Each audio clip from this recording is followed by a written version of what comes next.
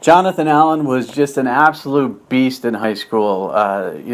Northern Virginia kid, started to get a lot of attention around his junior year.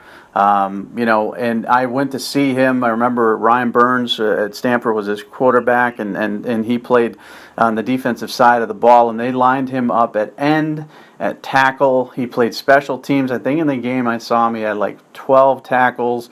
He had a couple sacks. He absolutely either bull rushed guys into the pocket or went around them. He had a great arm over move for a bigger guy, a tremendous rip move.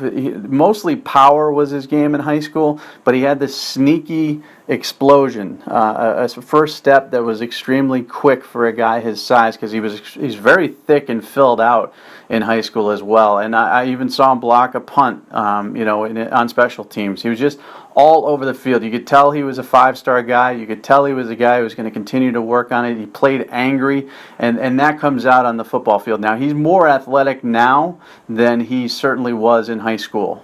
He's thicker, he's bigger, but he's added an extra, I think, half second or a quarter of a second to his get-off when it comes to outside moves. But you still see that power. When he gets into you, he moves you backwards. And obviously some of the things that he's done on the field this year, some of the acrobatic tackles, the defensive touchdowns, those are things we also liked about him in high school. So I remember first seeing him, I think it was as a sophomore or as a freshman.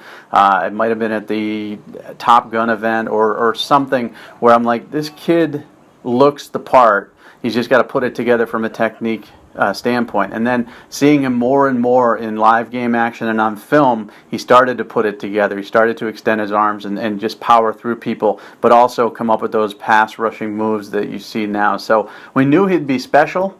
Not sure we knew he would be a Heisman candidate or a guy that's talked about as the best defender on Alabama's team. But Jonathan Allen certainly living up to his ranking.